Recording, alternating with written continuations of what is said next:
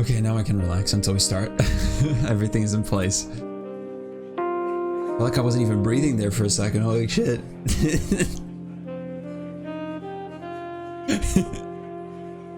Yeah.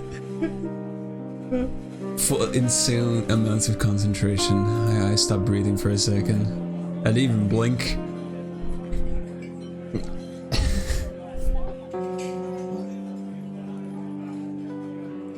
Perfect. Okay. Hopefully there's no scuff. During the first stream we had this, there was quite a bit of scuff because someone forgot that even though you can hear some sources, stream can't hear sources, and that went to shit real quick. But I fixed it after the second one. So the last one we had no issues, which was awesome.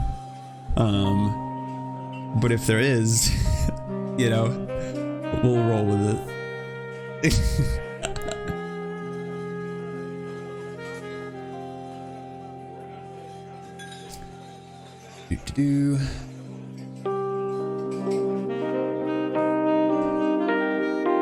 Should also say, you know, just thank you for accepting to come on. I know it's how do I explain this? It's I know it's understandable when you know, smaller creators come to you with an idea and you have to be very critical of what you choose to do, obviously, because you can't pick everything. So I appreciate you giving this a shot because I put a lot of effort into all of these. So I'll make sure it's worth the wait.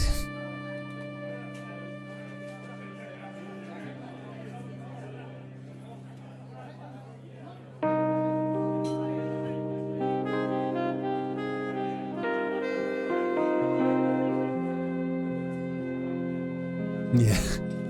All you had to do, just give me some finals and you're Gucci. The rest of the event is just all on me.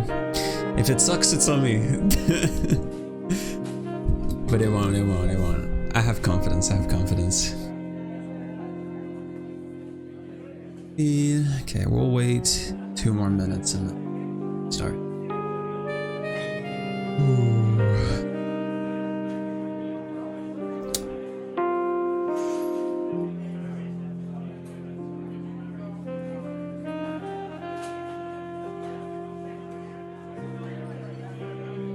Okay, so this is the 4th one we've had.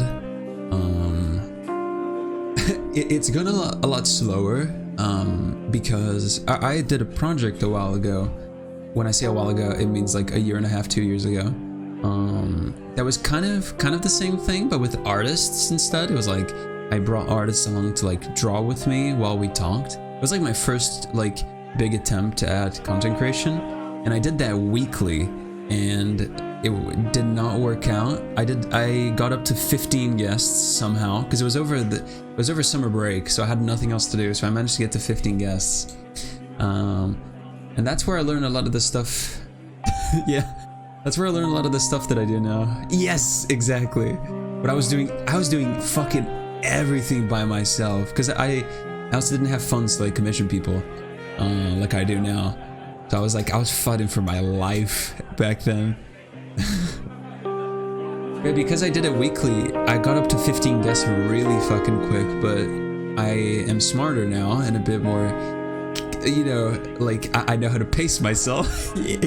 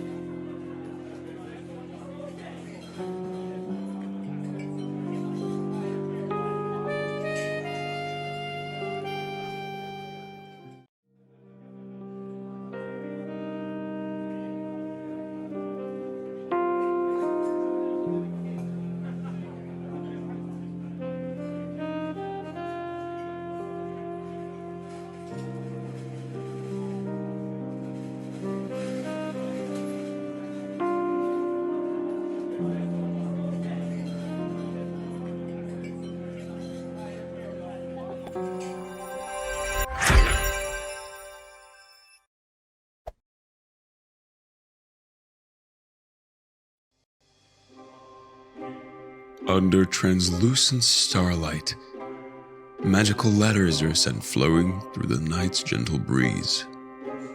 The recipients of these letters would be welcomed to a one-of-a-kind event. Invites were sent to individuals from all over the world, reaching even beyond our own feeble realm. The guests show up disguised with stylish masks, meeting others from faraway lands. Upon a call from the master of the house, an honorary guest is invited for a private chat within the palace's lounge.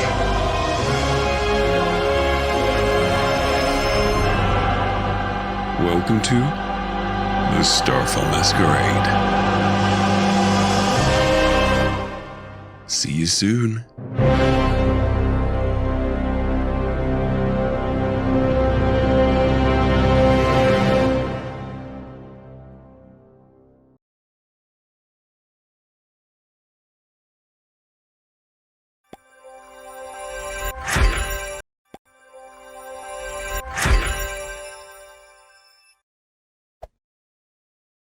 Well, hello there, my lovely people. It is a lovely moment to see you all. How's everyone doing? Welcome to the 4th ever Starfall Masquerade. It is an absolute pleasure to see you all here today. We will get started very soon for those who've never been here. I do a little quick 2-minute hello to the chat because throughout the event I don't look at chat too much, so I'd like to just give you guys a little bit of attention before we begin. Hi Swirl, hi V, I hope you guys are doing lovely. It seems like my chat is just dead, so we're gonna ignore that. But yeah, hope everyone's doing phenomenally. It's been a while since the last one, almost 3 weeks. So I've got some new games, new stuff for you guys to check out. And obviously we have a wonderful new guest as Uguubear. We're gonna get in call with her in just a second.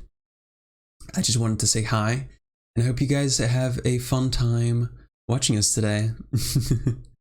Alright, shall we get started? I think it is time. I believe it is time.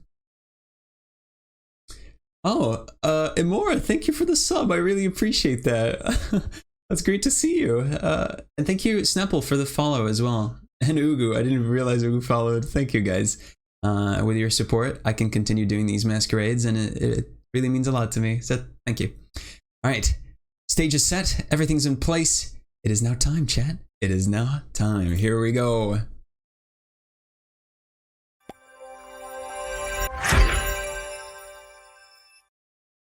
Welcome, Ugu. How's it going? Hi, I'm great. Happy to be here. Yay, thank you for accepting again. I know I thanked you thoroughly before we begin. But yeah, it means a lot to me that you take the time to come here on the Masquerade today. And I'm sure you'll have a lot of fun. For those who don't know you or what you do, would you kindly introduce yourself to our lovely viewers? Sure. Hello, everybody. I am Uguubear. I am an artist and a variety gamer. And I just like to have a lot of fun on stream. Hopefully make some people's days brighter with smiles and laughs. And yeah, we have a good time. Awesome. All right, we have a lot to get through. I've prepared a lot of things for our special guest of today. And first thing I want to say is, congratulations on your partner anniversary. I know you're running a little thing as of late. And it's really cool to see. How many years? It's been 7 years. 7 years. Yeah. Oh my god. That's amazing. 7 years of being partner. You. How many of streaming? Thank you. I want to say very tentatively 3.5 maybe. Like I took a few years off after getting partnered. I was mostly into artwork, so like streaming was kind of like a hobby, but yes, I've been kind of dealing with art burnout, so streaming has now taken the forefront, and it's been really amazing being able to develop my community and get into gaming, and yeah, it's different. Absolutely.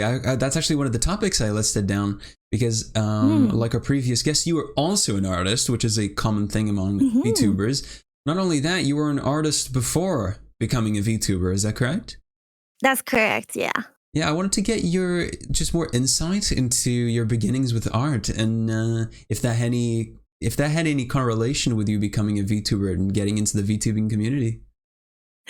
Actually, it's probably like the main reason that I got into VTubing. Oh, wow. Because so I used to stream with webcam, and I would play League of Legends before Twitch like allowed other things than gaming. It was like you could only do video games. And then they started to kind of be like, okay, well, you can do things that pertain to video games. So I started streaming art, and like I would draw fan art for like League or like Overwatch at the time. Yeah. But I got really self-conscious about like, I don't know if this is like a common thing. I think it is a pretty common thing. But like when I'm drawing something like a character and they have a certain expression, I subconsciously make the expression myself. So, I know what you mean. Or sometimes, you get focused and your mouth kind of like hangs open or something. Yeah. And so I just got super self-conscious about it. So I turned my webcam off, but then I wanted a way for people who are coming to the stream to know that I was still paying attention, like that I was actually there. I wasn't just drawing, because I think a lot of artists also do like microphone off, just drawing, like focused streams, which is totally fine. But I really enjoyed feeling like I was talking to people when I was working. And so I started with like a PNG kind of thing. Like before PNG tubing was like a thing, I had a little character that I used and it bounced whenever I talked. And I don't even remember. It was some coding from a Japanese site that I had found from my friend. And I was like, this is perfect. It's amazing. So that's like kind of how I dipped my toes into VTubing, because I didn't know that this technology existed. Like, it's amazing. Yeah, so you were at the conception of PNG tubers. Also, at the conception of art as a category, which I will be completely honest with you, I didn't know. It like didn't exist at one point. I thought it would just everything came together.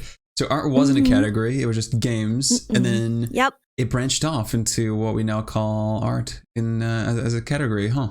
It's really interesting. Yes. Oh my god.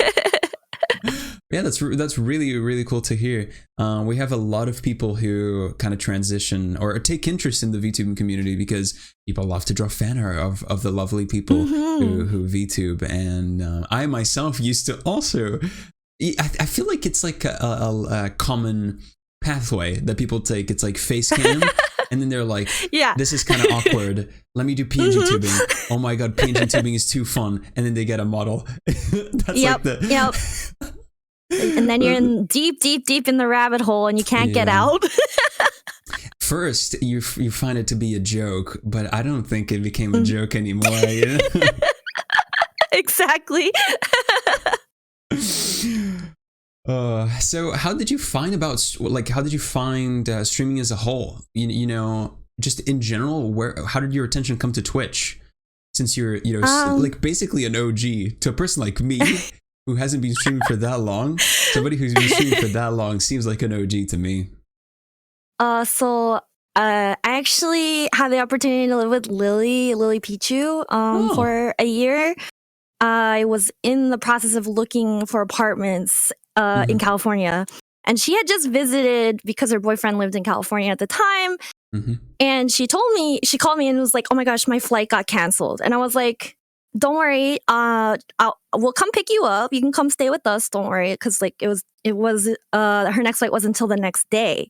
And I was just like, "But I'm going to go look at apartments. Did you want to come look with me?" Because I know she had talked about moving to California, but it was like kind of like a maybe one day thing. Yeah. And so we went and looked at apartments, and we actually found one that was really, really cheap for what we got. It was in a safe area, like right across from OC College. And we both signed the lease, and then we moved in together. And she told me to start streaming. And the rest is history. Yeah. It's the classic friend appointment of like, yo, you should get into streaming, and then that's how people do it. I personally have. I'm basically a Zoomer.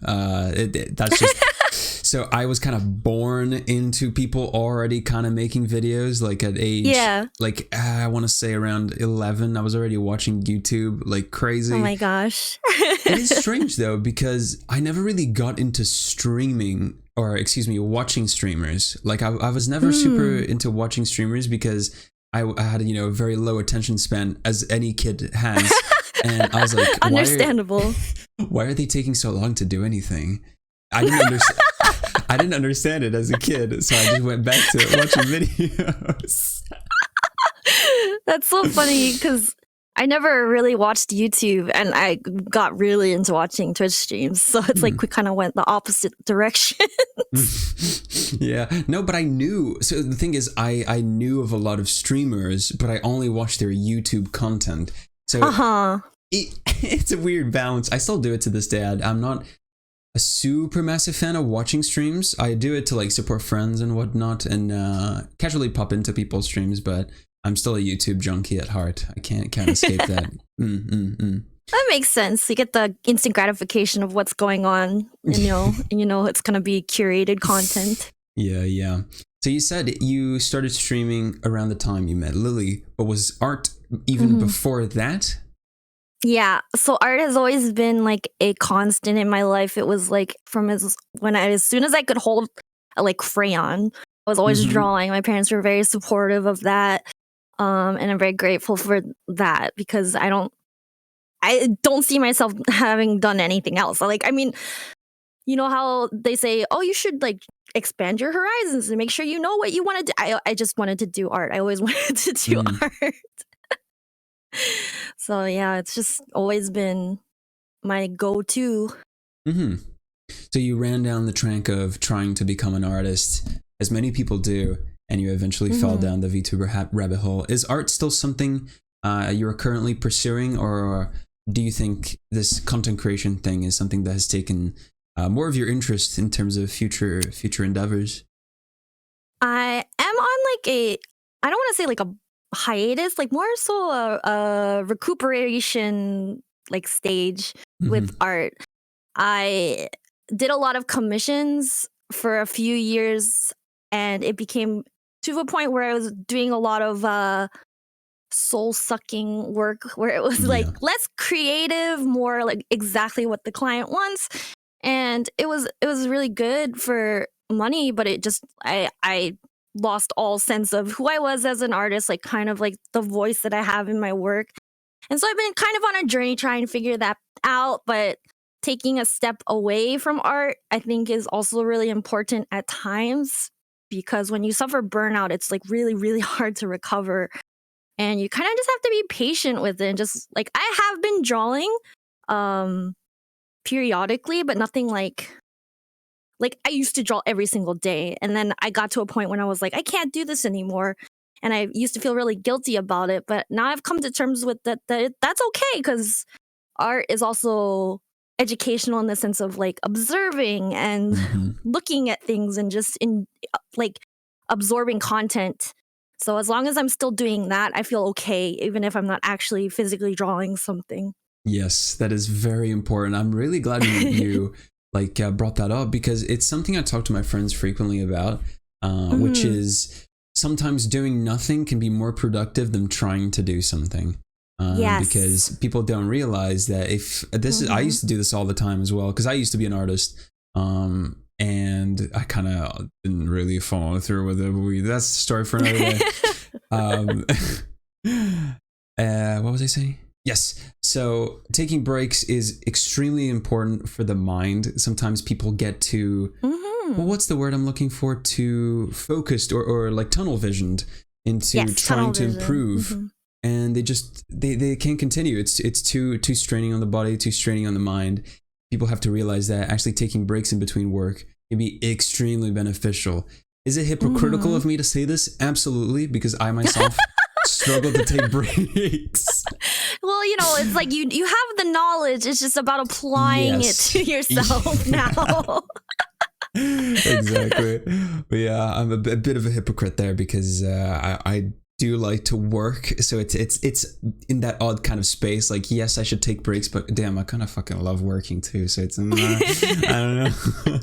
Well, they say, like, you know, if you love what you're doing, you're never actually working, right? So I suppose so. We got a little background on how you got into streaming, but what made you continue? Because I know a lot of people who started, dropped it, wasn't for them, not their thing. After a year, they were like, don't really care. But I want to know what made you continue streaming, and then most importantly, what made you want to come back after this big break you had after streaming art?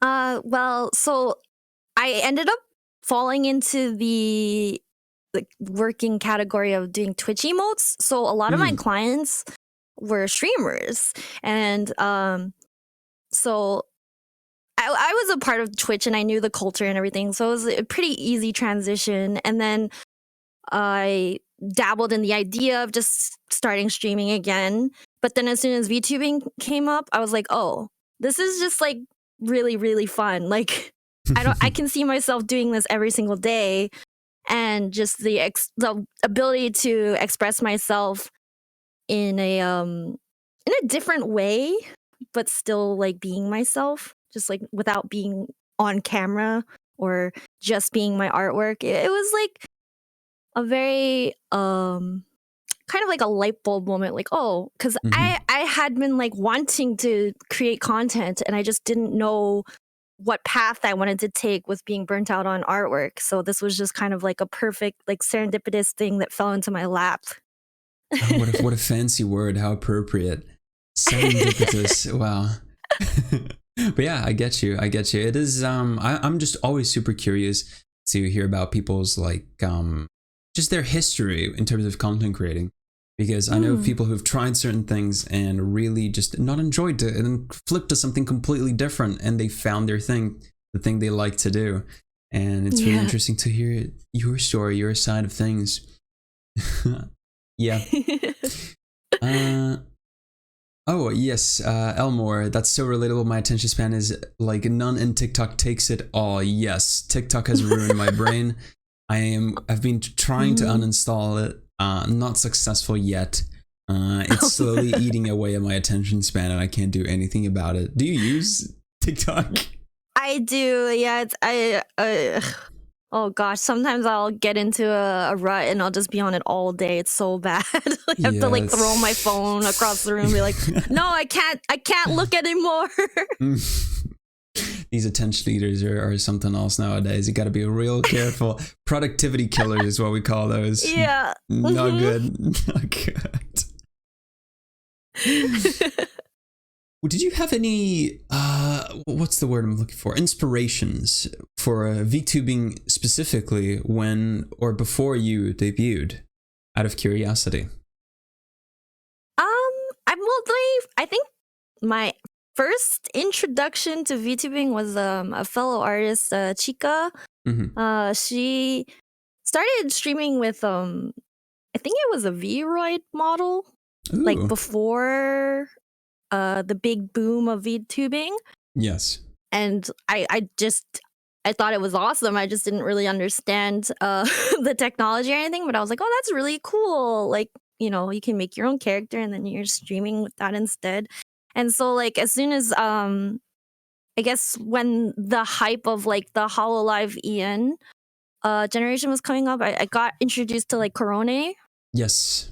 And I absolutely love her so much. She's just, like, a bundle of chaotic energy and joy. And, like, I was just like, I want to be able to transcend language barriers like that and just make people happy, because most of the things that I saw, she was speaking Japanese and I have very limited Japanese knowledge, like extremely minimal. Yeah. But she always just made me laugh and I'm like, this is so awesome.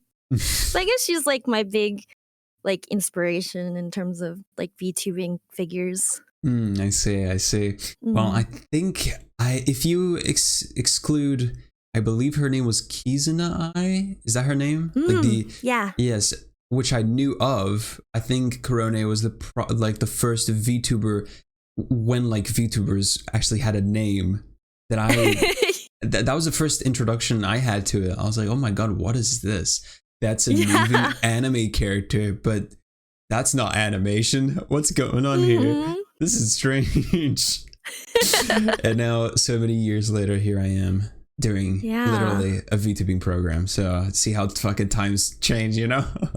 It's wild. It's so crazy. Yeah, now the community is humongous. There's so many different talent here. It's really cool to see. Oh yeah. And one of the main reasons also why I made this show was to just meet personalities and see all these talented people we have in our community, which I'm really fond of. Yeah, it's an amazing way to connect with people. One topic that I always like to bring up, if it's not something you want to talk about, you just move on along.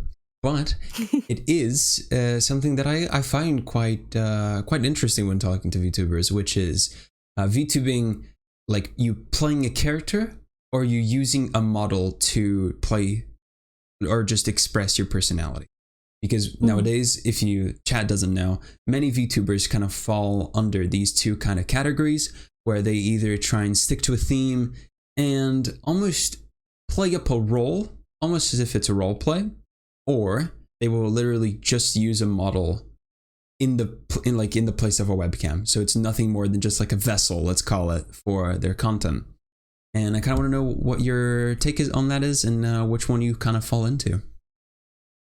I think it's amazing, and I actually did contemplate, like, when I started, like, because I wasn't sure if I wanted to start fresh or use what I've already had, like, in terms of like building up as an artist. And I figured, like, you know, I'd spent so many years developing my social media to what it was. It just didn't seem to make sense to start over. And I thought it would be more difficult for me personally to fit into a box, like a role. Yeah. Because I just want to be able to go like full ham, do whatever I want, like just be me. And I have a lot of respect for people who actually play characters, because I think it's very fascinating. Like, it's just something that for me, it just made sense to just be myself, maybe a little more energetic sometimes, like, you know, just be an entertainer. All streamers kind of you bring your like 110%, right? Exactly. Obviously nobody wants to, or very little people are super keen on watching a stream that's like, hey guys, how's it going? Hey, we're gonna play this game. You know, you got to put some energy, some passion into what you do. No, I completely agree. So, after that little introduction, I believe it is time for our first little game. And I've got some bad news for you. Oh, no. Straight off the bat, some bad news. Bad news. I have been roasted. I have been roasted time and time again for how easy my games have been, because everyone has been acing my games. So I have taken time to make sure this is harder than the last one. Okay. Is it hard? I don't know. It's harder. So we'll see how well you do. We'll see. All right. I think between the two of these, it would probably be smart to start with this one. So within our first little game here of the Masquerade, we will be playing a brand new game that I created. It has not been in any Masquerade so far, but I'm hoping to bring it back to future ones, which is... there it is. Quiz Hour. Quiz Hour is our first little game here. Is it going to be an hour? No. I just thought the title was cool. Yeah, Quiz Hour. So, Uguubear, what the best thing for you to do is, in terms of quiz, like a theme, would be bears, right? So, I decided to put together a quiz about bear facts. Oh, no. We'll see how much you know about your own species and if you'll be disowned from the bear community, you know.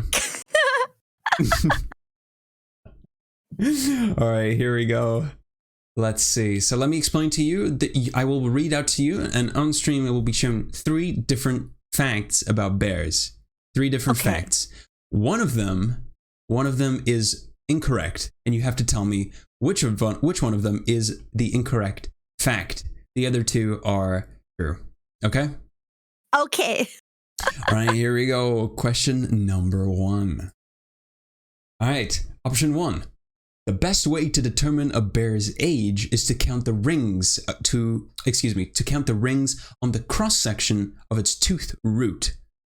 Number 2. Bears typically live as long as 50 years in the wild, but a captive bear once lived to an incredible 67 years. Number 3. Bears can run up to 40 miles per hour fast enough to catch a running horse. Which one of these is incorrect? I want to say 2 because I feel like 50 years is pretty long lifespan for a wild animal. I don't know.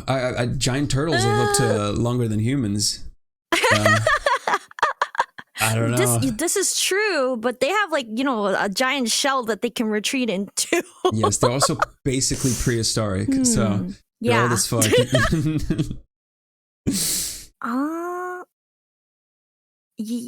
Yeah, I'm gonna go with 2. 2? Is that your final answer? Yes. All right, the answer is the wrong answer was number 2. There you go. The first one down. The actual statement was bears live as long as 30 years in the wild, and one managed to live up to 47 in captivity, which is still very fucking impressive, to be fair.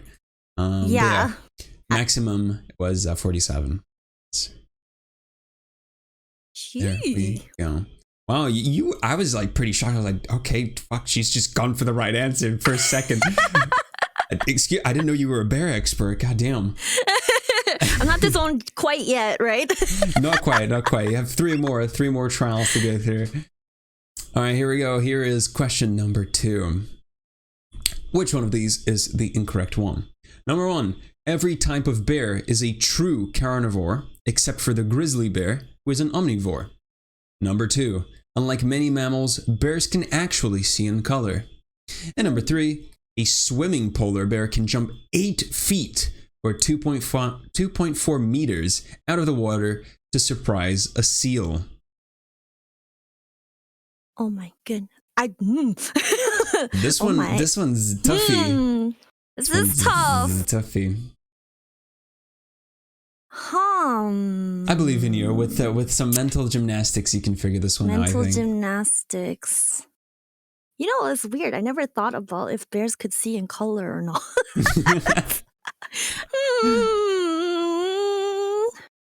8 feet. That seems reasonable. Is it reasonable? I don't know. It could be.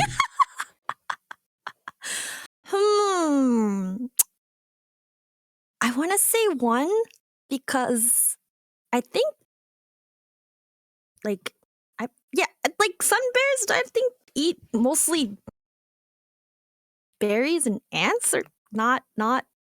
Is that a carnivore though? Or ants? What are ants considered? Well, I think carnivore is just eat meat, or right? I guess I think it counts insects probably, and herbivore would be omnivore would be both. So both veggies and meat.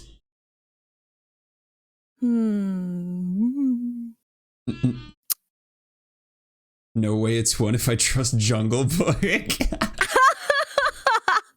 I forgot the bear's name from Jungle Book. What was his name? Baloo. Baloo. That's the one. I'm switching, but literally all of them. But I'm gonna go with my gut and say 1. All right, with lock it in. Upwards inflection. Baloo? No, it's because I watched it when I was younger, we're very young, so I didn't quite recall what his name was. Sorry, Jungle Book fans out there. The correct answer was Number 1. That's another one you've gotten down. God damn. Ah, yay! There you go. These are difficult though, so. Yes, so I kind of flipped it around. It's actually polar bears are the only true carnivore, and all other bears are omnivores. Oh my gosh, that makes so much sense because there's nothing to eat except meat in the Arctic. Yes, there's no plants up there. There's nothing. Yes, exactly. Wow. Yeah, that's 2 for 2. You're smashing this. Maybe I didn't make it. The fact is wrong. Yes, the fact is wrong. No, wait, did I say it was right? No, oh no, I meant like Ugu's right because the fact is wrong. That's wrong. Yes. maybe I should have thought a bit better about the way I phrased that. Big brained, wrinkly brain over here. Gosh. Okay. There we go for our third set of facts. I don't know if these increase in difficulty. I was kind of half asleep when I made these, so let's hope these are harder. Number 1. Koala bears are not bears at all and are not related to the bear family. They are marsupials. Number 2. Bears have been known to eat almost anything, including car seats, engine oil, and rubber boots. Number 3. Panda bears have an extra thumb, specifically for intercourse reasons.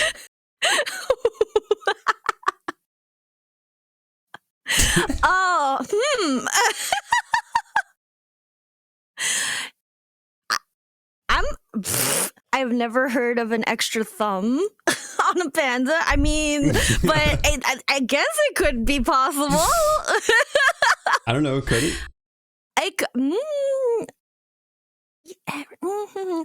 I'm just, we're wild in with the third fact here. I know koalas are marsupials. That's actually one of my more popular TikToks. Oh, I see. Okay, so you've got one down. So that's a 50-50. Do bears eat car seats, engine oil, and rubber boots? Do they eat car seats? I know they go into cars. That's actually a thing here. They say to leave your car doors unlocked if you go into like the hiking areas, like the mountains, because if a bear gets into your car, we need to be able to they need to let themselves out kind of thing. So yeah, it's kind of crazy actually.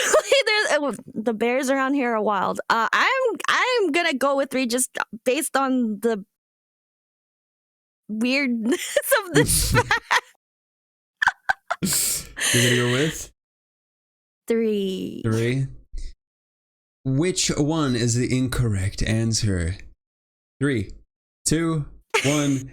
It was 3. Yes. Unfortunately. Okay. Let me run you through my thought process. Right.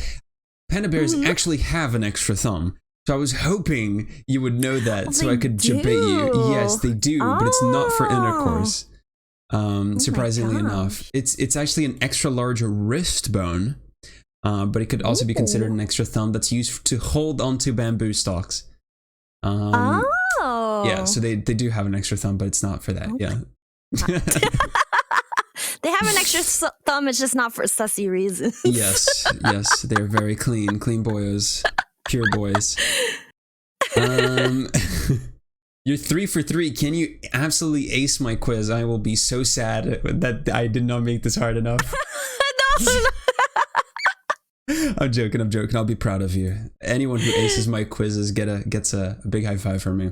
All right, here it is, your last set of statements. Number 1, the word bear is an Old English word derived from bh, meaning fierce beast. I don't know if I pronounced that correctly, chat. I don't know Old English, but yeah. Anyways, number 2, the polar bear is the largest bear species. A male polar bear can measure up to 10 feet long. Number 3, the giant panda has been described as a living fossil because it is such an ancient animal.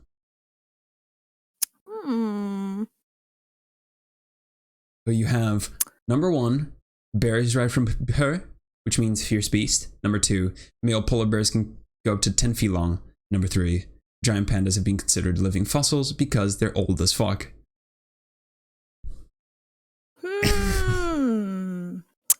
This one is tricky because I want to say that grizzlies are the largest bear species.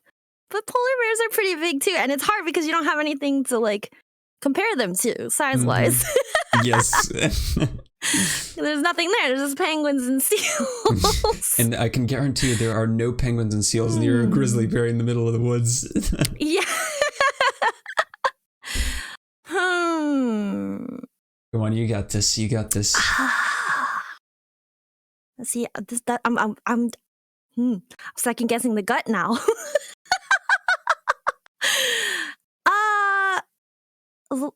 Yeah, let's go with 2 because I'm pretty sure grizzlies are bigger. Is that your final answer? Wrong. Yeah. Is that your final answer?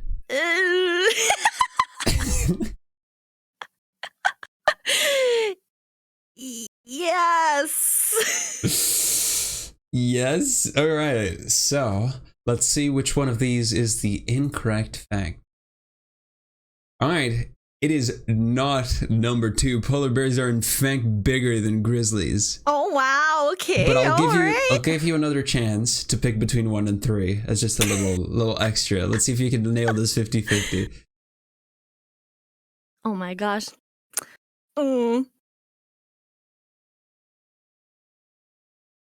Living fossil. Living fossil? Yeah. All right, lock it in. Fossil. Locking in. Incorrect answer was number 1. Oh my god. What? Okay. Oh no, you got bamboozled by the last one. I got bamboozled. So to explain, the word bear does come from a Proto-Indo-European word that's, I don't know how to pronounce it, but you can see it on stream. It's like beher. It doesn't mean fierce beast. It means bright brown. So bright brown. Oh my. Yeah. Okay. All right. Oh, sneaky. Sneaky. Thank you, V. Yeah, exactly. Bear-boozled. You've been bear-boozled. Bear-boozled.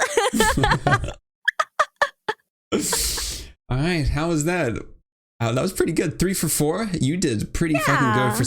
I mean, I didn't expect you to do research on bears before starting this, so it's like you took a test without studying, and you did pretty damn well. 75%. You got a passing grade.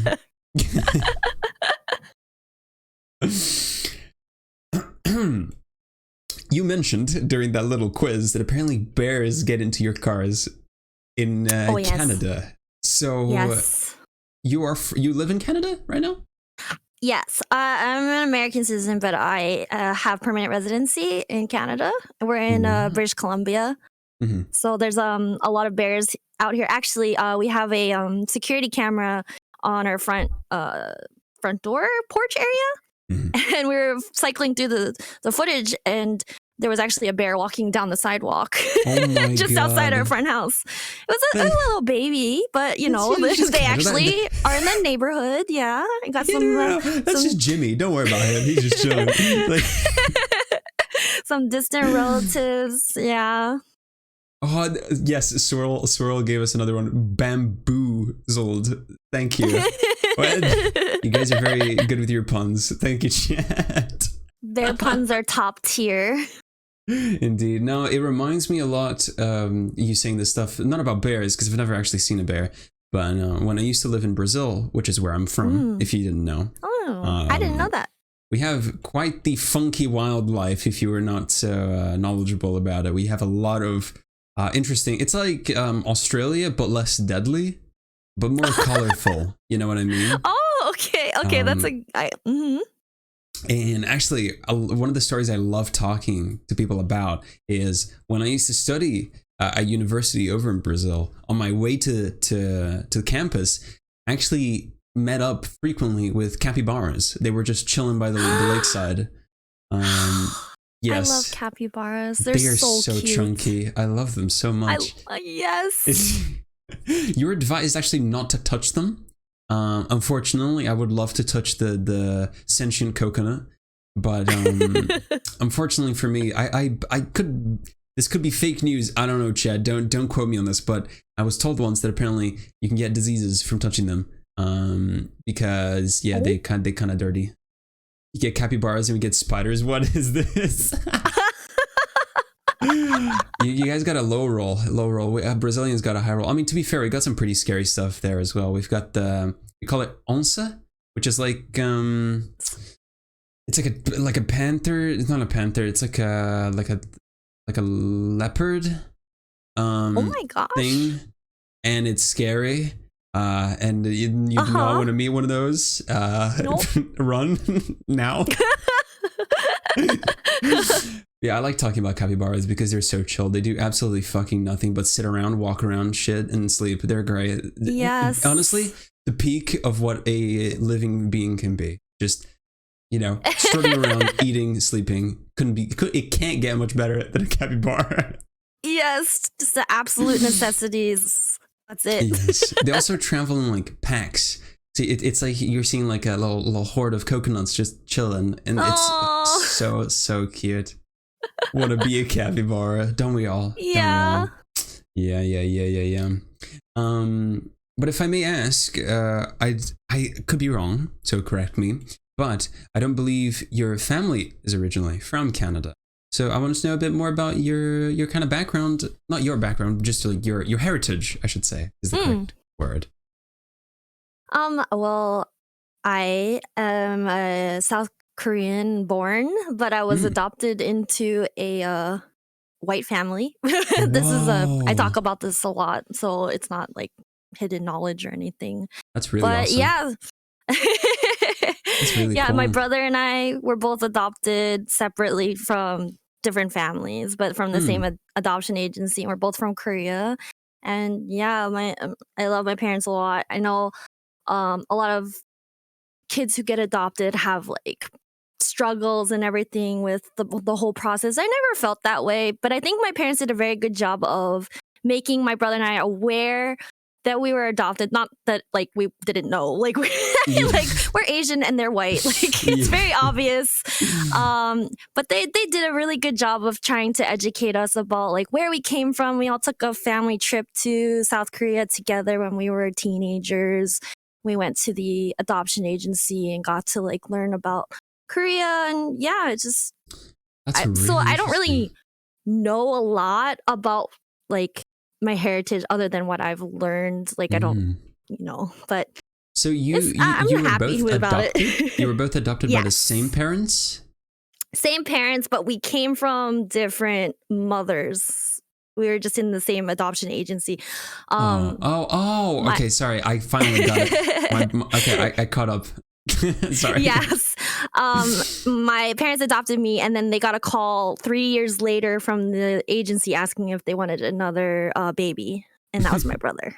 Listen, it's like a drop package. We got another one coming in. That's very sweet. I love talking about heritage, and because I know there's currently a lot of people in America and Canada who are like first generation kind of like children of first generation immigrants. There you go. I can speak. Yes. And my favorite thing is just to ask these people like how do they feel about their heritage, and because I know many of my friends like they don't actually learn the language of the place that their ancestors are from, and some might feel more disconnected than others. For example, we had Emerichu as our first guest. We also discussed this a lot because God, she's gonna kill me if I think she is. Her parents are from Korea. Please, I think that's right. Yes. But she was born in America, so there's the whole like growing up without knowing much about like where your ancestors were from. But I wanted to know, like, have you tried to learn more about South Korea, or is it just like, oh yeah, I came from there, full stop, and then this is my basically like you feel probably more connected to Canadian culture more than anything, I would assume. I'd say I've always felt very comfortable being like in North America, like between America and Canada. Like I obviously have wanted to know, but it's never been like a yearning, like I need to find myself kind of thing. I do kind of have regrets that I didn't take it more seriously when I was younger. Like I kind of wish that I learned Korean, like not that it's too late or anything, but it's easier when you're younger. Oh but yeah. also there just wasn't a lot of options when I was younger. Now you can do pretty much anything right online, and there's a lot of resources. Yeah.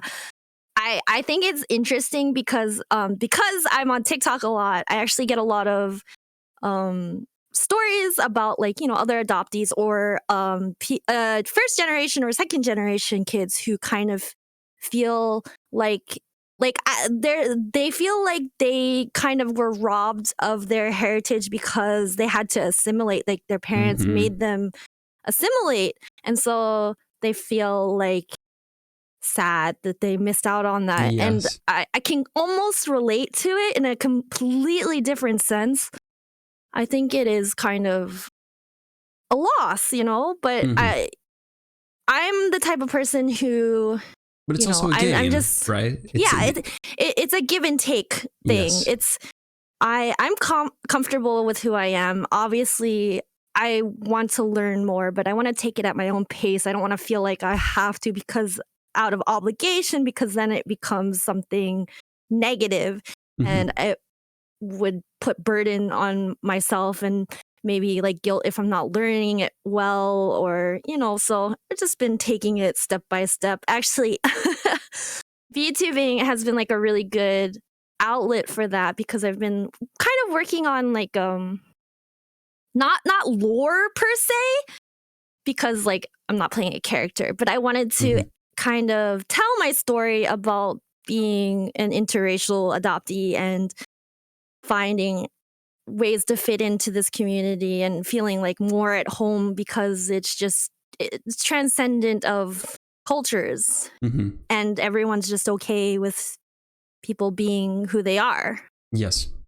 Thank you for that. That was very deep. I appreciate that.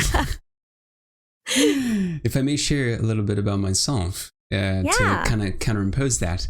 I lived in Brazil until I was 11, and then I moved to England, and I lived there for about 6 years before moving back, and then now I live in Norway. So I'm a bit... Oh my goodness. Yes, it's like... Well-traveled.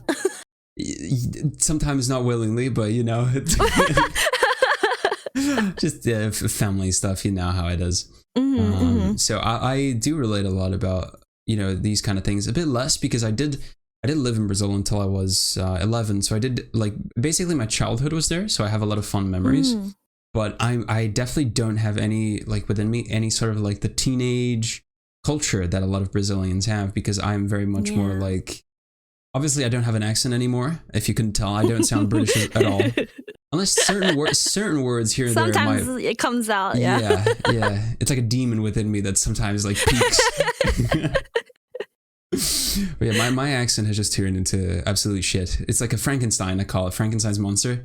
Because I only talk to American people online, and Norwegians, they also learn American English. So my accent's just gone. It's gone. Yeah, it's gone somewhere. I don't know where.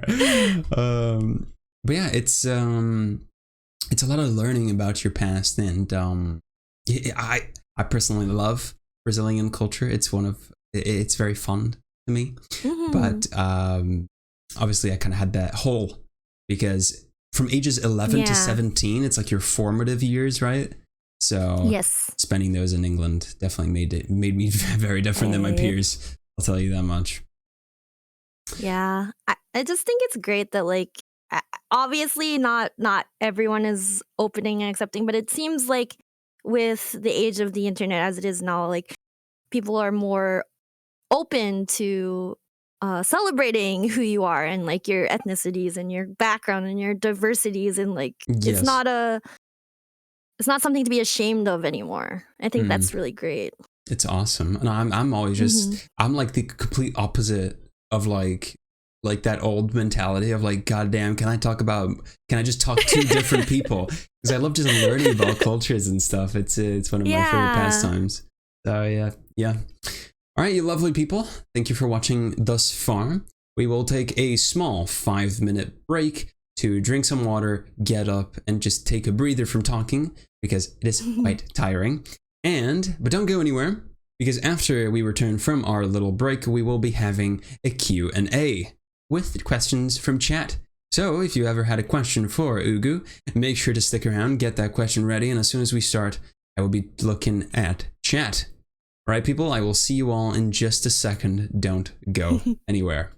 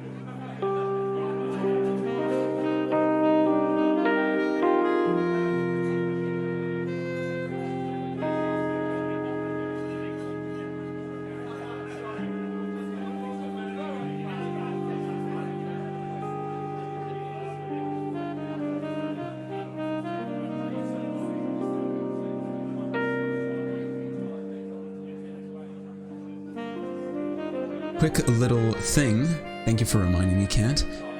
We are currently aiming for 1,000 followers here on Twitch, so if you haven't followed already, please feel free to. Once we hit 1,000 followers, I will be releasing my first ever solo cover. I'm not one to sing, but that cover specifically turned out very well. It is a Masquerade themed cover, so if you want to be seeing that, we're aiming for that 1,000 followers. And yeah, that's it. We'll be back soon.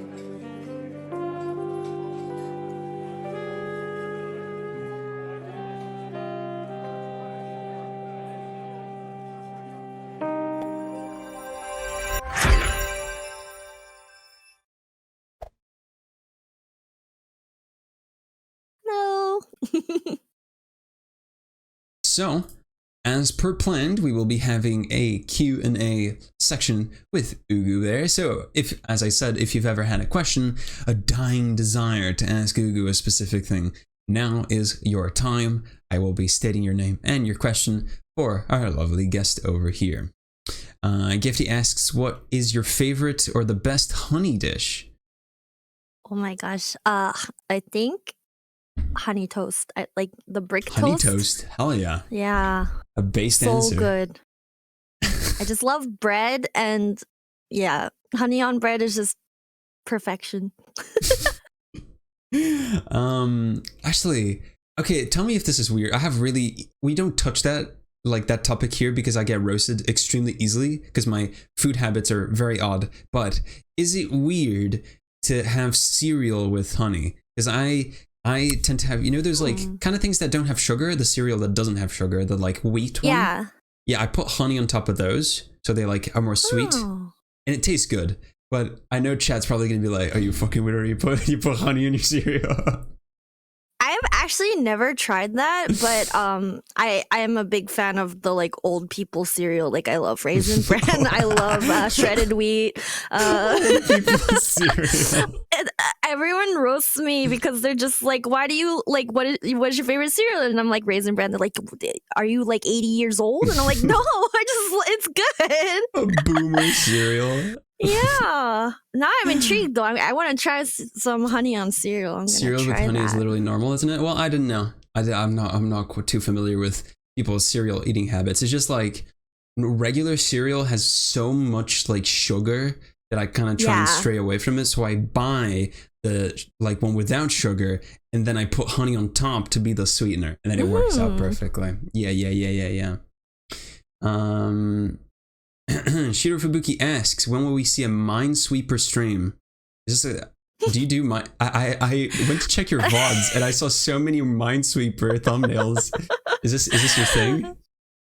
No, so I for my bidathon I had a tier for I'll play any game that you want, and someone donated and he was like, play Minesweeper, and I was like, I don't know how to play Minesweeper. I've never played Minesweeper. I mean, like I've played like you just click the squares and then if you get a bomb then you're dead, but like they taught me, chat gave me a crash course on how to play Minesweeper, and that's all I've been doing. That's hilarious.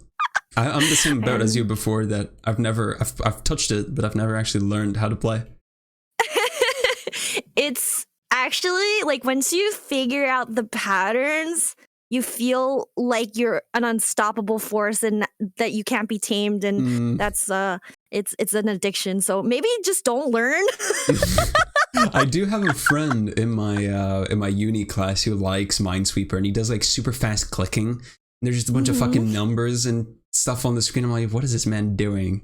Like he's in the Matrix, just like I don't know what's going on. You're a Minesweeper god now? Damn, I didn't know this. Axel Cat asks, not to sound like a broken record, but opinions on Cookie Run. Do you know about Cookie Run? So I only know about Cookie Run because of Lily Peach's Gartic phone. Yeah, she voiced Onion Cookie, didn't she?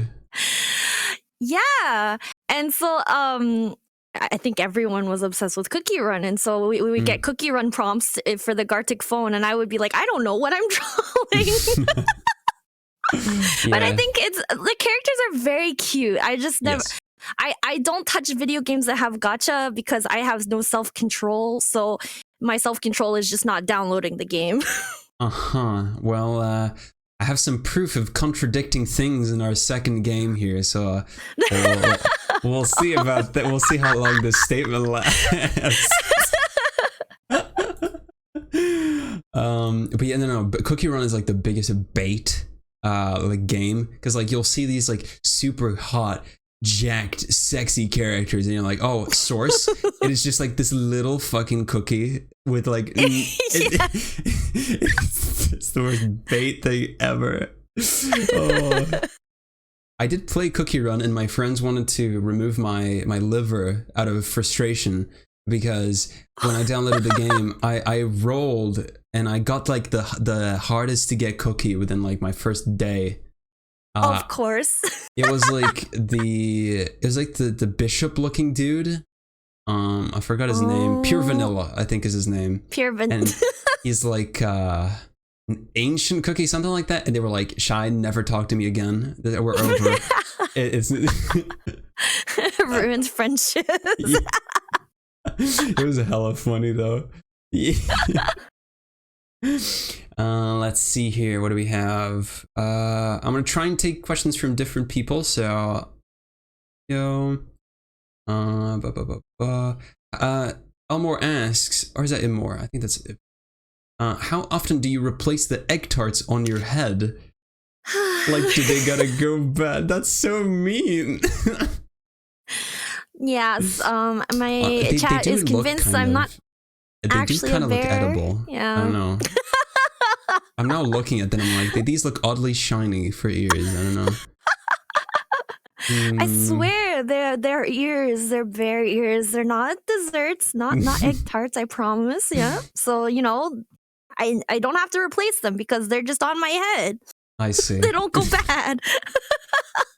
And before your hand just goes up, you like take a chunk out of your ear, just eat it.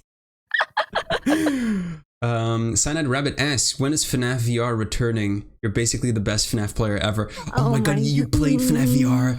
I really want to play FNAF VR. I don't have a VR setup. It was horrifying. I got scared in the menu select. Yes, is it because of the purple eyes in the menu? Yes, it's so loud and just like the immersion of VR is horrifying. I did the Foxy in the vents one. You did the vents? And that's like the worst one to start with. Oh no. Yeah, it was not a good time. I think that was when we quit. I was like, nope. Jesus Christ. I really want to try FNAF VR, but I need to get myself a setup. It looks absolutely horrific. Like, yeah. It looks really fun. I feel like FNAF, it's really it's fun to watch when you're not playing it. Yeah. No, it is funny you mentioned that because I'm not one to play horror games on stream often, but I decided to give Outlast a go a couple of weeks ago for the first time, and to say I regretted it would be an understatement because I was screaming like a little bitch throughout the whole thing. I was like, I was hiding under desks and just being absolutely paranoid. And then I hit a wall. I hit a wall, like a mental wall of like, from now on, I will literally just sprint through the game. No, it's like a positive mental wall. Like if I just sprint through the game, nothing will be able to kill me. And that I like speed ran like the last like 2 hours of the game. Like horrific shit would be happening to my sides and my character would just be like blasting down the hallway. You're just like, I do not perceive, I'm just gonna keep going. Exactly. Yeah, so yeah, Axel has been so kind as to remind me that I got jump scared by my own arm during Outlast. Okay, yeah. I've definitely screamed at like text popping up in games, it's just sometimes you're just so immersed you get scared. Everything scares you. Yeah. Snapple asks, Ugo, will you let the mods out of the basement? You have a mod basement? Is this a thing? I give you guys fresh air and water. That's all you need. You have entertainment. No, I love my mods. They're great. I love my mods. Before we go into the game, I do want to talk about, since we're in the topic of horror games, I feel like it'd be a missed opportunity not to segue us into Phasmo, which you said was one of your favorite games. I've never touched the game, ever. I know nothing about it apart from that it's a scary, spooky ghost game. Convince me. Why is it a good game? Why is it fun to stream or to just play? So it's like it's kind of more like a puzzle game than like anything else. You kind of have to use equipment to figure out what evidence you have, and then based on that evidence, you can figure out what ghosts you're hunting. I like it because it gives you like the adrenaline rush of being scary, but it's also very glitchy at times, which just is hilarious. Like the models are really weird and like funky, scuff. and it's just a lot of scuff, and so it's like an endearing amount of scuff. Yes, it has charm. Like, it adds to the game. Yeah, your friend will get their neck snapped, but then their body will be like sprawled backwards, like does it have funny stuck in the ground physics? or some? Yeah, ragdoll physics. It's just it's scary and funny and just kind of janky. So. I gotta give it a shot at some point. Yeah. I'm sure it'd be really fucking fun. It does look really scary at some points, though. I get scared so easily. Honestly, what would probably happen if I played Phasma with people, I would probably do what I did in Outlast of like shit my pants in the first 20 minutes and just sprint around the house trying to... Yeah, so that would be my experience. Okay, thank you, lovelies, for your questions. Sorry if I didn't get to people's questions in time. I want to make sure that we're on schedule here, and the next game is pretty damn big, and it's really fucking fun. So I'm sure you're gonna enjoy it. So here is our second and last game of today's Masquerade, one that is my personal favorite, and I love to do with every guest. So previous watchers of the Masquerade will 100% recognize what this is. It is Tweet Royale. So I'll give you the rules of what's gonna happen. I will be showing you 4 tweets on stream. I will be reading them out to you. The owners of these tweets are all censored. You don't know who they are. And between the 4 of them, you gotta tell me which one is you. One of their tweets is yours. You got 5 of them to go through. And I want to see your thought process behind these. All right. All right, here we go. Let's hope I didn't fuck up. Awesome. Tweet number 1. I'm a Genshin only streamer now. Number 2. I love my job. Endearing emoji. Number 3. God, I love cleaning. Number 4. Laying in bed trying to decide if it's worth enough getting up to pee. Oh my God, wait. So these were really easy. These were really easy before. I'm trying to make these really difficult from this get-go. So I don't love cleaning, so I know that is 100% not me. But the other 3 could definitely be me because I vaguely remember tweeting I'm a Genshin only streamer now, but it was like in the context of like, what would you tweet to your followers if you were kidnapped and you wanted to ask for help? Because I played Genshin for like the first week it released, and then I never touched it ever again. Oh, bless your heart. you dodged a humongous bullet. Well, I can give you a little hint just for this first one. It's not a great hint, but think back to what I previously said. I mentioned something that might be a giveaway now that I think about it. It seems I've been bamboozled myself now. I'm gonna go with I'm a Genshin only streamer now. Okay. The right answer was I'm a Genshin only streamer now. Yes. So, anyways, when you were like, "Oh yeah, I've never tried gacha games," and I was like, "Hey, but I put a tweet later on that's like, Uguubear's played Genshin, so what's happening?" I seem to be bamboozled. This is treasure. Yeah, so CU tweeted out the second one, Lena the 4th, and Rose Dude the 3rd. So I think most of the people in the other tweets are people you might know, because I took them from. I went through which people you replied, and I picked from them. So you would maybe you would have an idea, like if you could recognize your peers as tweets. Oh yes. Yeah, you're 1 down. Very nice. But there will be no more hints from now on. So even if you fail, no pity from me. All right, here they are. Number 1. Oh boy, it's 3 a.m. Flushed emoji. Number 2. Squeeze harder, stronger, tighter, wetter. Number 3. I touched grass today. Number 4. Water has betrayed me. The more I drink, the thirstier I get.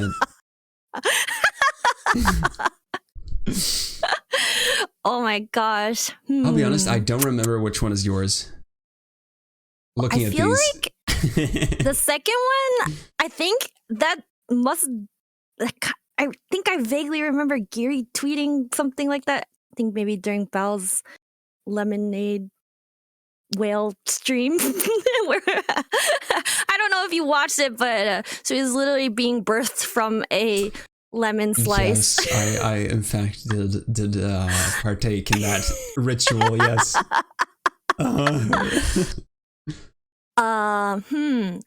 Oh boy, it's 3 a.m. is definitely something that I would also tweet as is water has betrayed me because yes. Yes. I wanna say it's the I touched grass today simply based on the capitalization and proper formatting of everything else. We're going meta. Like, this is what I've been looking for. None of my other guests did this. I'm so happy you're the first. You're gonna metagame the way the tweets were written. I'm so happy this is happening. Alright, so you're going for the third one? Yes, the third one. The correct answer was I touched grass today. Congratulations, that's 2 down. Yay! So yes, it was Giddy tweeting the second one. In fact, yes. Cinder tweeted out the first, and the Art Gun tweeted out the fourth. Very nice. Good logic. Good logic. I hope this whole metagame thing doesn't, fuck up with the difficulty that I set up.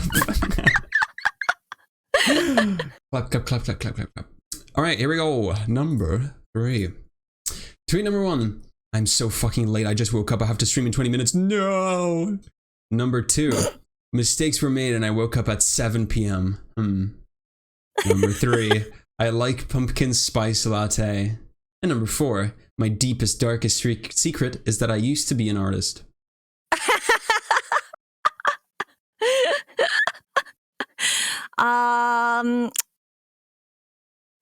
I do say mistakes were made a lot. Mm-hmm. And that is how I would tweet. I like pumpkin spice, but I don't think I've ever tweeted about it. Like maybe like 7 or more years ago, but I have quit the habit. I actually bamboozled myself because I thought the answer was something, and then I went to check the original file, and it was another answer. Oh shit! Never mind. Okay, never mind. I think if I woke up late, I don't believe that I would be like, I woke up late. Because I would just be like, oh, well, that happened. I just accept it. Well, this is my situation now. And I don't think I would. Yeah, if I wrote my deepest, darkest secret is that I used to be an artist, I don't think I would put a capital M without a period. So I'm going to go with mistakes were made. Okay. All right. The correct answer was mistakes were made. And as soon as the tweets showed up for me, I was like, oh my God, one of them doesn't have a capital letter at the start. No. Oh, yeah, Uni tweeted out the top, Zentrea the third, and Joel the last. I actually thought when these opened up, I thought it was the fourth one was yours. And then I opened it, I was like, oh shit, no, it's the second. Silly behavior. Cyanide says mistakes were made. Humor, though. It's your catchphrase. Yeah. Mistakes were made is your catchphrase. Yeah, I can't believe this. I cannot believe this. I say it a lot.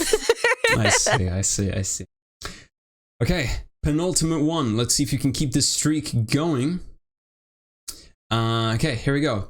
Tweet number 1. Waitress at the restaurant here called me pretty out of nowhere. Got me giggling and curling my toes and shit. Number 2. Moi, like a kissing noise. And I also included that below. It said translate tweet because I thought that was funny. Number 3, peanuts equals nuts filled with pee. And number 4, You ever cry so much your head feels like it's gonna explode? Cause same.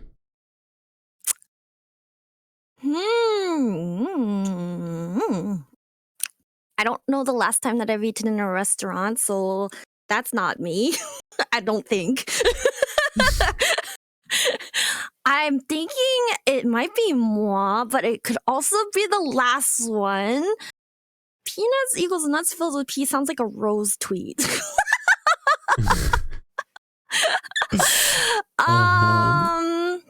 Because I think. Wait.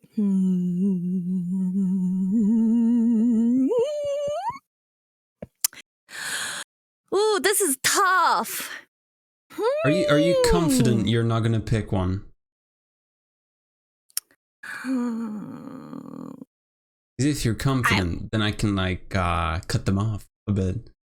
I can shave a bit off the top, you know.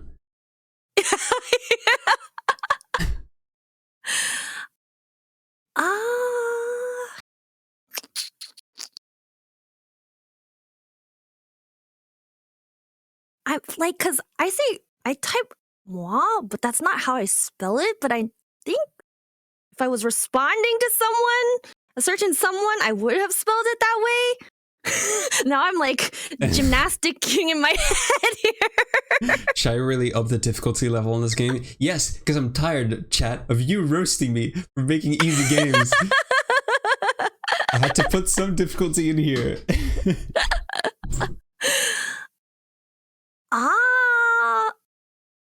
You got this. Confidence. I'm gonna go with the second one. All right, let's reveal the top one first. The top one was Numi. But I guess you picked the second, so I'm just gonna have to reveal it all. You are wrong. It was the fourth. It was the bottom one. Okay, yeah. You unfortunately, you picked a tweet made by the boy Shoto. And Aoteru made the tweet about peanuts. Your streak is over, but you could still get a majority. If you get the majority right, I'll give you a pass. So that would be 3 out of 5. So you're 2 for 3 right now. 2 for 3. You just gotta get another one right. Oh wait, no, 2. So excuse me, you're 3 for 4. That was already the 4th one. That was quick. What the hell? Yes, you're 3 for 4. So technically you've already passed, but you could make it so it's 4 to 5. Yes. We'll see. Here is your last tweet of Tweet Royale. Number 1. I drank lemonade and now I can't stop vibrating. Number 2. Why is every streamer suspiciously good at making animal noises, huh? Number 3. An artist's greatest dilemma. Draw boobs or draw butt. Number 4. Today was definitely my top 10 most cursed streams.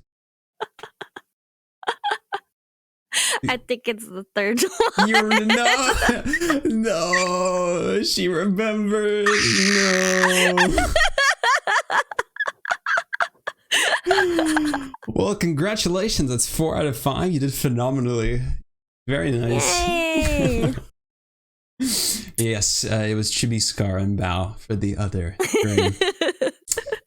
Well, congratulations. You did fucking awesome. You got 3 out of 4 on the bear quiz, 4 out of 5 on this one. Smashed it. Absolutely smashed it.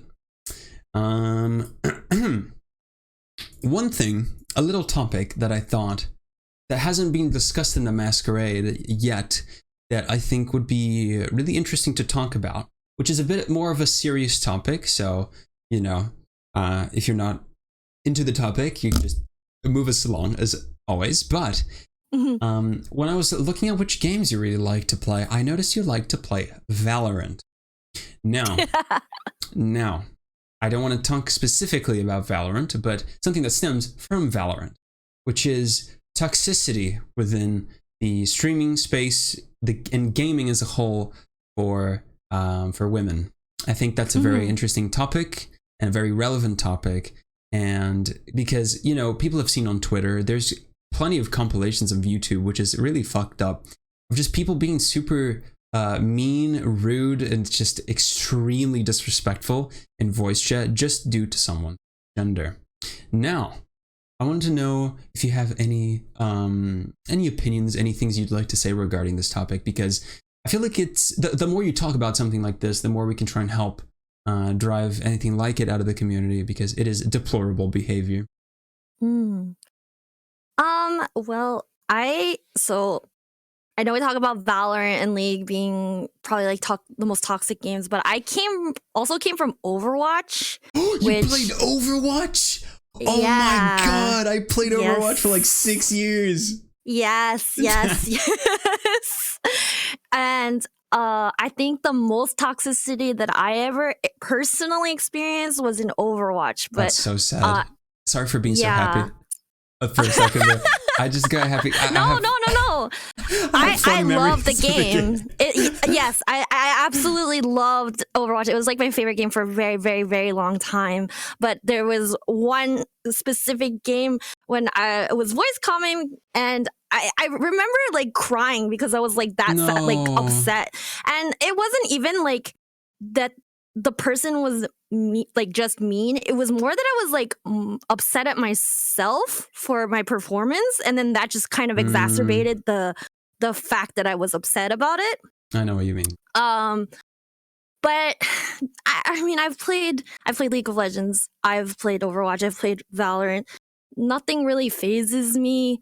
Now League doesn't have voice chat, does it? So I need to explain this. I've never played League. I've played one game of League. I personally think that MOBAs are probably the most boring game to ever exist. That's totally understandable. A personal thing. So I know very briefly about just from what friends tell me, but yeah, League doesn't actually have voice chat, does it? It's just text, just typing. It does have voice chat. I don't think people use it because it's very bad. Really? Oh wow. Yeah, it has. It's something called Curse Voice. They bought it or something like that. But they do have voice chat, but I don't think people use it. So it is mostly in the chat toxicity. But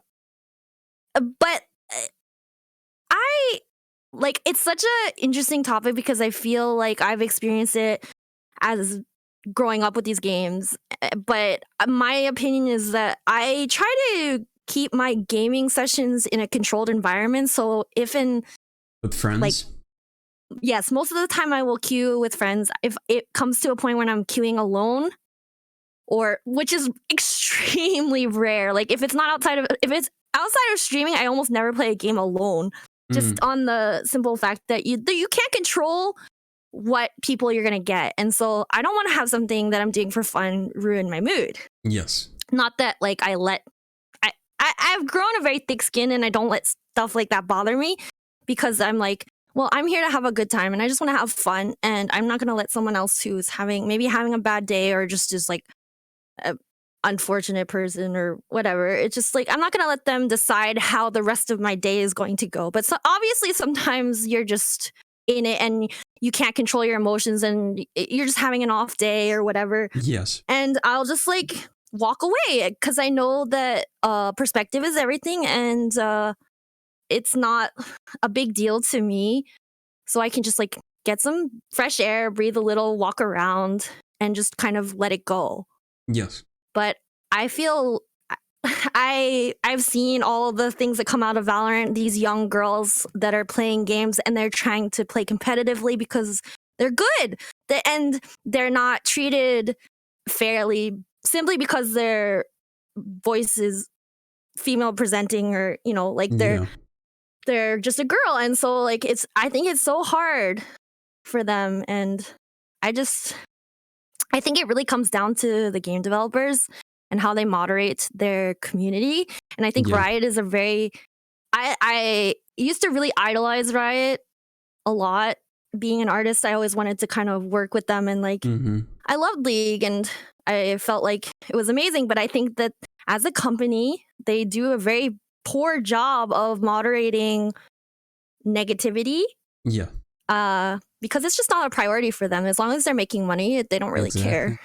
And honestly, I kind of like to think that to the toxicity within those games is kind of it's kind of a staple at this point in a weird way of like no, absolutely. If you speak about League, you're like, oh yes, you know, League, the shitty toxic environment of like people fucking flaming each other for missing an ability or a skill. It's just part of the brand, which is really bad. It's terrible. See, for me to say that a game's reputation like is fully built on toxicity. I mean, but it's lasted this long, so it's clearly doing well for the developers, which is sad to hear, obviously. But for them who focus on making money, if it works, it works, and it's just unfortunate, really. Yeah, it is, because it's basically just controversy, right, for the game. But controversy brings more eyes to it, and just ultimately there's no repercussions for their player base being toxic. So they're not going to really do anything to change it. Like, people talk about how there's hardware bans and stuff, but there's workarounds for that. And it's just, I think that it's gotten to a point where it's really hard to control. So as a streamer and as a person who has a community, I just try my best to be very positive and, you know, speak about it in my community so that at least I can foster a space where people feel comfortable and able to just enjoy whatever game we're playing without feeling like they're being judged or anything, because that's what I can do. There's content creators who are very toxic, and that's, you know, it's funny and whatever to the young kids, but they're setting an example. And so, you know, I think the only thing that we can do outside of asking the developers to be harsher on penalties is just kind of make our own communities an image of like what we would be, you know, like kind of teach them to be respectful. And it's just a game at the end of the day. And a little important thing, if this is a thing I always tell, I don't actually play all that much, excluding Overwatch. But it's, if you are in a group with a girl and somebody decides to be an absolute idiot and starts flaming them, stick up for people, stick up for your friends, make the person that's being an idiot feel ashamed and embarrassed, and you know, that'll shut them up very quick, I've learned. So defend your friends, if that wasn't obvious enough, but it proves to be more effective than people believe. If you're not just a silent watcher, if you say something, they'll usually stop. Yeah, exactly. You did, it's kind of a weird segue, but you did mention that you haven't had the greatest of experiences within Overwatch. Are you considering trying Overwatch 2? Oh no, I absolutely want to play Overwatch 2. Like, I've had an amazing experience with Overwatch. I only talk about that one experience, that negative experience, because that's like really the only one that sticks out in my mind. Like, because you know, like, people can type nasty stuff to you, but they're not actually speaking it to you, right? Yeah. So it doesn't hit you the same as if someone like physically yells at you in your ear and you're like there playing the game with them and you have to continue to play the game with them. But I am so excited for Overwatch 2. Like, I'm just I'm very hoping. Very stoked as well. I don't know if many people know this, but I played the beta of Overwatch and I started playing season 1, and then I kind of fell off after I think the hamster got introduced, the ball. Which is tragic, because now that I play, he's like one of my favorite characters. He's so fucking fun to play. But yeah, I've been playing it a ton now, and I cannot wait for Overwatch 2. I'm definitely streaming the game when it comes out, because it's so fucking fun. Yeah, thank you for sharing your experiences. It's a topic that I think it's relevant and very important to touch on. Thoughts on the new Overwatch character? Says Lapsel. Kiriko, the Japanese fox kitsune girl. Have you seen her? Yes, she looks amazing. She looks very cute. Yes. I think she's so cute. I have been asking Blizzard to make more fucking support heroes for what feels like 30 years. Because they've just benched them. And I'm glad we're finally getting that recognition. Who did you used to main when you played Overwatch, if I may ask? Mercy. You were I was a Mercy main. A Mercy main. I was pretty chaotic. I think I mained Roadhog and Junkrat. So oh yeah. But nowadays, if I play like competitively, I will play Soldier and Ana, which are more reliable picks. Yeah, cannot wait for it. Do you have anything else you would like to talk about? I think I've run through most of the things that I thought would be relevant for us to discuss. I guess the only thing is that I will be at TwitchCon in October. Oh. Yeah. Oh. So wait, TwitchCon is happening where? San Diego. San Diego. It's already in October. Damn. I went by quick. I've always wanted to go to TwitchCon or like a con. Yeah. But when I lived in Brazil, I kind of lived too far from any capital to actually have one. And then when I lived in England, again, same thing. And now in Norway, there's no like cons here. So one day I will go to America to. Yes. I think I will if I had to pick one, I would likely end up picking either TwitchCon, most likely an anime con, because it's like more all-rounded in terms of like I can meet a bunch of people in there. Yeah. Because as I said, I do like streamers, but I don't actually watch that many streams, unfortunately. So if anything, VidCon would be more appropriate. Yeah. Yeah. When are you going to TwitchCon? It is the first weekend in October, so the 7th to the 9th. Very nice. Yes. Hope everything runs smoothly. I hear it's pretty fun, like in general, excluding some weird stories that I hear. Well, you know, when there's alcohol, you know, there's always going to be it's weird any con, stories. Right? It's like con any energy. Con, yes, it's con energy, exactly. Con energy. But yeah, I think that will do it for us today. However, I do have a couple more things. Number one, please go follow Ugu. Here is the command on chat. I've made sure to put your links over there. If people don't know about you, please go follow Ugu. You're very fun and continue to support her. The big thing that I wanted to share with you today, that I teased before we even started, yes, is that I decided to commission a little something as a thank you. Oh my gosh! And it's a little thing, so I'm gonna be sending it to you and also sharing it on stream for people. I did also the same thing for a first guest, and I thought it would be awesome to do it again because she's basically the art director, let's just call her, for the Masquerade. So I commissioned her for a little something. So let me send you through DMs, and I hope you like it. Oh my gosh! This is beautiful. Oh my gosh! This is so amazing. Wait, who am I following? Who's created this amazing? Oh my god! Let me credit them, and I'm pretty sure they're probably asleep because they're in Cali time. Unless they're no, there she is. She's DJing. Hello, Kia. Thank you so much. This is absolutely beautiful. Oh my gosh, I love it. There it is. That's for our Masquerade gallery right there. I'm following. I'm gonna stalk your art now. Thank you, Kyo, for the lovely work. This looks fucking awesome. Oh, it's so beautiful. But yeah, I hope you enjoyed your time here with us today. It's been very, very fun.